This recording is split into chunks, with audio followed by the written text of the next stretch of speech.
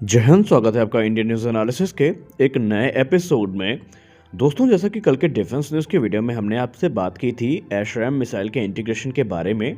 हमने आपको बताया था कि कैसे एमबीडीए के अधिकारियों ने पूरा जो टाइमलाइन है उसको क्लियर कर दिया है। तो आज हम जानेंगे लाइट कॉम्बैट एयरक्राफ्ट की जो तीनों शॉर्ट रेंज मिसाइल्स हैं उनके बारे में। हम ये भी जानेंगे कि कैसे एशरैम तेजस को मिलेगी, तेजस के वो कौन से वेरिएंट होंगे जिनमें एशरैम का इंटीग्रेशन किया जाएगा, और इसके आने के बाद तेजस की जो कैपेबिलिटी है वो कितनी ज़्यादा बढ़ जाएगी। तो आइए इस रिपोर्ट का एक छोटा सा विश्लेषण कर लेते हैं। दोस्तों, आपको पता ही होगा कि भारत जब से लाइट कॉम्बैट एयरक्राफ्ट प्रोग्राम को लेकर के आया है तो भारत का जो मेन यहाँ पर मकसद था वो ये था कि एक ऐसा कॉम्पैक्ट एयरक्राफ्ट बनाया जाए जो कि हर प्रकार की कैपेबिलिटी में महारत हासिल रखता हो, यानी कि उससे air to ground attacks, air to air attack और रिकॉन मिशन भी किए जा सकें। और हमारा लाइट कॉम्बैट एयरक्राफ्ट इन सब में काफ़ी अच्छे से परफॉर्म भी कर रहा है।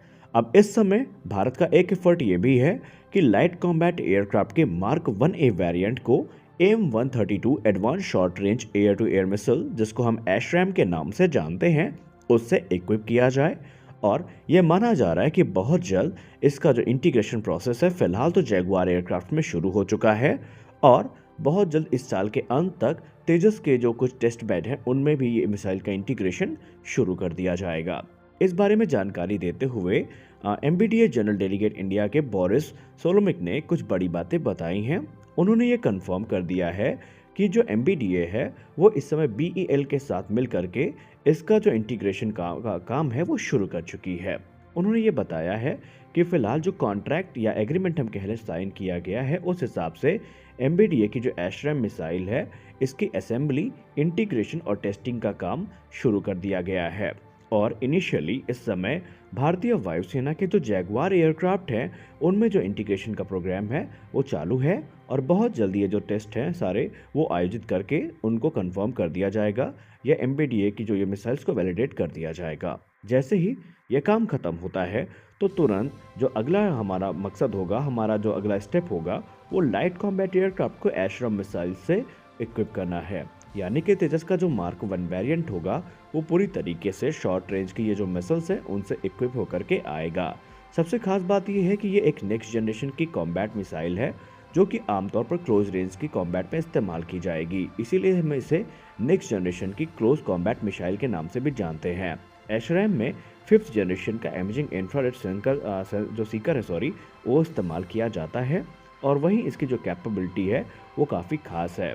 ये जो मिसाइल है ये काफ़ी सटीकता के साथ 30 किलोमीटर के दायरे में किसी भी एयरबोर्न टारगेट को ध्वस्त करने की कैपेबिलिटी रखती है। और पहले भी इसका जो एक ट्रायल है वो किया जा चुका है, लेकिन वो जो ट्रायल किया गया था वो दूसरे एयरक्राफ्ट से किया गया था, तेजस से नहीं। और इसके आने के बाद तेजस में ये लगने वाली तीसरी मिसाइल होगी जो कि शॉर्ट रेंज की होगी। इसके पहले तेजस के स्ट्राइक पैकेज में रशिया की R-73E और इसराइल की पाइथन 5 जैसी जो मिसाइल्स हैं वो कार्यरत हैं, और जब एशरैम आएगी तो तेजस का स्ट्राइक पैकेज काफ़ी ज़्यादा इन्हेंस हो जाएगा। इस प्रकार अगर हम तेजस के स्ट्राइक पैकेज पर नज़र डालें तो शॉर्ट रेंज की जो मिसाइल है उसमें हमारी पाइथन 5 हो गई, R-73 हो गई और एशरैम हो गई। लॉन्ग रेंज और मिड रेंज की बात करें तो वो जिम्मेदारी हमारे अस्त्र मार्क 1 के कंधे पर होगी। यानी अस्त्र मार्क 1 का जो इंटीग्रेशन है तेजस पे वो तो शुरू हो ही चुका है, और हमने आपको पहले बताया भी है। जब बात आएगी एयर टू ग्राउंड अटैक की तो ब्रह्मोस का नेक्स्ट जनरेशन वेरिएंट, इसके अलावा जो हैमर जैसे मिशंस हैं उनका इस्तेमाल भी तेजस में किया जा रहा है, और भारत खुद से शॉ जैसे जो वेपन्स हैं उनका इंटीग्रेशन भी इस पे करेगा। यानी ओवरऑल तेजस एक कंप्लीट पैकेज होगा भारत के लिए। और इसका जो बड़ा भाई बन के आएगा आने वाले भविष्य में, यानी तेजस मार्क 2, उसमें भी इन मिसाइल्स को शामिल किया जाएगा। और एमबीडीए ने पहले भी ये क्लियर कर दिया है कि तेजस के बाद भारत के जो दूसरे जहाज हैं उनमें भी वो अपनी एशरैम मिसाइल और जो मीटियोर मिसाइल है उसका इंटीग्रेशन के लिए वो मान चुके हैं।